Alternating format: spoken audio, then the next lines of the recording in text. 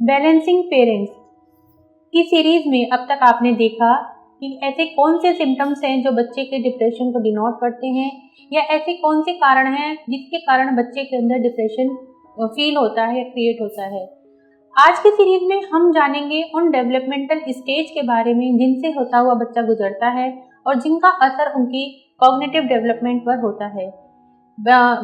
विकास की अलग अलग अवस्थाओं को जानने के लिए आज की वीडियो में हम बात करेंगे जीन पियाजे द्वारा दी गई थ्योरी में, जिसमें उन्होंने बताया कि बच्चा जन्म से लेके एडोलसेंस एज तक अलग अलग विकास की अवस्थाओं से होकर गुजरता है और अलग अलग प्रकार से उसका कॉग्निटिव डेवलपमेंट होता है। जीन पियाजे ने बच्चे के कॉग्निटिव डेवलपमेंट को बताने के लिए, विकासात्मक अवस्थाओं को बताने के लिए 4 भागों में इनको बांटा। आज हम इन्हीं 4 भागों को डिटेल में पढ़ते हैं। तो सबसे पहली अवस्था जो जीन पियाजे ने बताई वो थी सेंसरी मोटर स्टेज।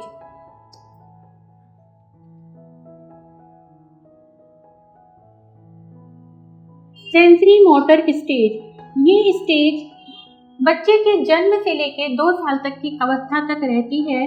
और इस एज में क्योंकि बच्चा अभी न्यू बॉर्न है और वातावरण की समझ उसको अच्छे से नहीं हुई है, तो बच्चा जो भी कुछ सीखता है वो अपनी सेंस ऑर्गन के माध्यम से सीखता है। वो देखकर सीखता है, सुनकर सीखता है और उनको ही अपने एक्शन में अप्लाई करता है। इस अवस्था में एक विशेष बात बच्चे के अंदर होती है कि वो ऑब्जेक्ट परमानेंस का गुण उसके अंदर क्रिएट होता है। ऑब्जेक्ट परमानेंस मतलब जब कोई चीज बच्चे के सामने नहीं होती या बच्चे के सामने से हटा ली जाती है, तब भी बच्चा ये सीख जाता है कि उस चीज का अस्तित्व है। फॉर एग्जाम्पल हम लेते हैं कि एक बच्चा अपनी माँ के साथ शॉपिंग करने गया है, शॉपिंग मॉल में माँ गई है उसके साथ और उसको एक शॉपिंग कार्ट में बिठा रखा है। थोड़े समय के लिए माँ उस बच्चे से अलग हो जाती है, तो ऐसी अवस्था में बच्चा रोने लगता है, जोर जोर से रोने लगता है, घबराने लगता है अपनी माँ को सामने नहीं देखकर। ऐसा इसलिए हुआ क्योंकि अब तक उसके अंदर ऑब्जेक्ट परमानेंस का विकास नहीं हुआ, यानी चीजों के सामने हट जाने के बाद वो ये नहीं सीखा है कि चीज वास्तव में अभी अस्तित्व में है। 0 से 2 साल की अवस्था के अंतिम महीनों में यानी 16 मंथ के बाद ये ऑब्जेक्ट परमानेंस की अवस्था बच्चे के अंदर क्रिएट हो जाती है और बच्चा ये सीख जाता है कि जो भी कुछ चीज अगर मेरे सामने से हटा ली गई है तो उसका अस्तित्व वास्तव में है। इस स्टेज में बच्चे की मानसिक शक्तियां बहुत सीमित होती हैं और उसका अपने इमोशंस पर कंट्रोल नहीं होता। जैसे ही वो चीज अपने पसंद की जो उसको पसंद है सामने नहीं पाता, तो वो रोकर या जोर जोर से रोकर अपनी फीलिंग्स को व्यक्त करता है। इस स्टेज के बाद पियाजे ने अगली स्टेज जो कॉग्निटिव डेवलपमेंट की बताई वो थी pre operational stage. Pre operational stage, ये जो स्टेज है ये जन्म से ये 2 साल से लेकर 7 साल तक की अवस्था तक रहती है, जिसमें बच्चे के अंदर 3 गुण विशेष रूप से विकसित होते हैं। एनिमिज्म का मतलब है कि बच्चा निर्जीव वस्तुओं को भी सजीव समझने लगता है। इस अवस्था में अक्सर देखा जाता है बच्चे को कोई टॉय बहुत पसंद होता है और वो उसको हमेशा अपने साथ लगा कर रखता है। सोते जागते खाते पीते उस टॉय को अपने साथ रखना पसंद करता है, क्योंकि वो उस निर्जीव टॉय में एक सजीव आकृति को विजुलाइज करने लगता है, इसीलिए वो उसको ज्यादा पसंद करने लगता है। दूसरा जो गुण इस अवस्था में क्रिएट होता है वो होता है बच्चे के अंदर भाषा का विकास होता है। वो अपने इमोशंस को, अपने विचार्स को लैंग्वेज के थ्रू व्यक्त करने लगता है, बताने लगता है अपनी अंदर आई हुई फीलिंग्स को। इस अवस्था में जो तीसरा गुण बच्चे के अंदर विकसित होता है वो है ईगोसेंट्रिज्म। ईगोसेंट्रिज्म मतलब बच्चे को लगने लगता है कि वो बहुत स्पेशल है और सब चीजें उसका पीछा कर रही हैं। वो अपने आप को एक इम्पोर्टेंट पर्सनैलिटी के रूप में इमेजिन करने लगता है और उसके जो विचार हैं वो एक स्वकेंद्रित हो जाते हैं। इसी अवस्था को एक उदाहरण के द्वारा समझते हैं। मान लीजिए बच्चे के सामने 2 ग्लास में दूध रखा जाए और एक ग्लास थोड़ा लंबा हो और दूसरा ग्लास थोड़ा वाइड हो, तो बच्चा जो है ऐसे में लंबे ग्लास में ज्यादा दूध बताएगा मुकाबले के वाइड ग्लास में, क्योंकि उसकी ऐसी इमेजिनेशन है, उसका ऐसा इंट्यूशन है कि लंबा ग्लास जो है उसमें ज्यादा दूध है, जबकि दोनों ही ग्लास में सेम दूध भरा होता है। तो पियाजे ने विकास की अवस्थाओं को बताते हुए जो तीसरी अवस्था को बताई वो बताई concrete operational stage. Concrete operational stage, ये जो स्टेज है ये 7 साल से 11 साल तक के बच्चे की स्टेज है। जिसमें बच्चा रिवर्सिबिलिटी का गुण सीखता है। रिवर्सिबिलिटी का गुण मतलब यदि 5 रुपए बराबर 500 पैसे, तो वो ये भी सीख गया कि 500 पैसे का मतलब है 5 रुपए।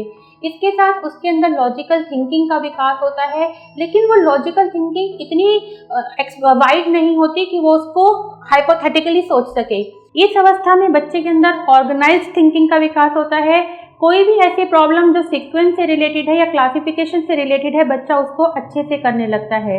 उदाहरण के लिए माना जाए, एक क्ले का टुकड़ा है और बच्चे के सामने रखा गया है, और उस क्ले को एक बार लंबी शेप दे दी जाए और एक बार गोल शेप दे दी जाए, तो बच्चा ये समझ जाता है कि क्ले की जो क्वांटिटी है वो सेम है, लंबी शेप देने पर भी और गोल शेप देने पर भी, उसमें कोई घटोतरी या बढ़ोतरी नहीं हुई है। तो इस तरह से लॉजिकल थिंकिंग या ऑर्गेनाइज थिंकिंग का जो पैटर्न है वो इस अवस्था में बच्चे के अंदर क्रिएट होता है।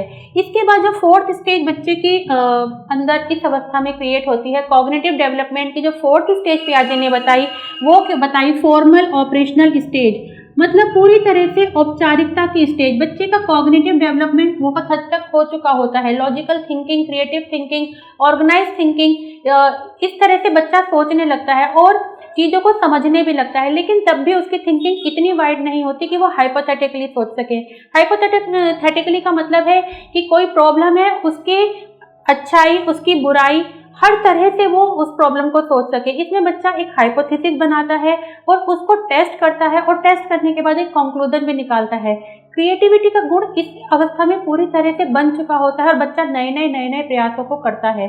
लेकिन क्योंकि ये अवस्था एडोलसेंस की अवस्था है और एडोलसेंस एक ट्रांजिशनल स्टेज है जिसमें बहुत सारे चैलेंजेस बच्चा फेस करता है, हार्मोनल चेंज बच्चे के अंदर होते हैं, तो बच्चे के अंदर बहुत सारे प्रॉब्लम्स भी क्रिएट होने लगती हैं।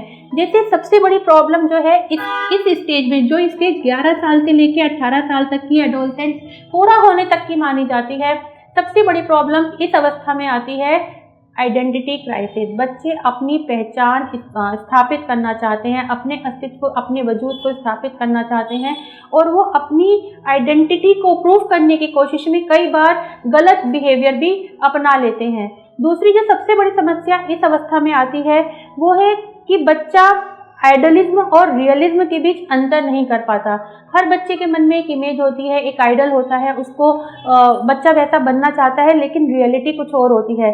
तो ये आइडलिज्म और रियलिज्म का जो डिफरेंस है उसको बच्चा समझ नहीं पाता और इस तरह के संघर्ष से जूझ रहा होता है। इस स्टेज में बच्चा फ्यूचर के बारे में सोचता है, अपने एक्शंस के कॉन्सिक्वेंसेस के बारे में सोचता है, और उसकी सोच थोड़ी सी स्वकेंद्रित हो जाती है। स्वकेंद्रित मतलब वो सोचता है कि जो कुछ भी वो कर रहा है या जो कुछ भी वो सोच रहा है वो सबसे अच्छा सोच रहा है, और उसकी सोच को कोई भी दूसरा व्यक्ति नहीं समझ सकता। तो एक बच्चा अपने डेवलपमेंटल स्टेज के दौरान स्पेशली इन 4 अवस्थाओं से होकर गुजरता है, और ये चारों ही अवस्थाएं क्रूशियल अवस्थाएं हैं डेवलपमेंटल प्रोसेस के लिए। और इसी दौरान यदि बच्चा किसी भी प्रकार के संघर्ष से, नेगेटिव इम्पैक्ट से होकर गुजरता है, तो उसके अंदर स्ट्रेस और डिप्रेशन जैसे सिम्टम्स क्रिएट होने के चांसेस बहुत ज़्यादा हो जाते हैं। ऐसे में पेरेंट्स के लिए बहुत ज़्यादा जरूरी होता है इन चारों अवस्थाओं को डिटेल में समझना और बच्चे के साथ उसी प्रकार बिहेव करना जिस प्रकार इन अवस्थाओं में बच्चों को नीड होती है। पेरेंट्स अक्सर यही गलती करते हैं कि वो इन चारों अवस्थाओं को डिटेल में नहीं समझते, इनसे अवेयर नहीं होते, और एक पेरेंटिंग प्रोसेस को एक नेचुरल प्रोसेस मांग कर ही बिहेव करते रहते हैं और बच्चों की समस्याओं पर ध्यान नहीं देते। तो आज की वीडियो में हमने सीखा ऐसी 4 अवस्थाएं जिनसे होकर बच्चा गुजरता है और अलग अलग तरह की कॉग्निटिव लर्निंग को सीखता है, कॉग्निटिव चीज़ों को, कॉग्निटिव डेवलपमेंट उसके अंदर होता है। तो अगली वीडियो में हम जानेंगे ऐसे कौन कौन से प्रेशर हैं जो इन चारों अवस्थाओं में बच्चों के अंदर आते हैं, बच्चा फील करता है और उनसे डील करने के लिए संघर्ष करता रहता है। तो लगातार बने रहिए हमारे चैनल पर और देखिए हमारी अगली वीडियो।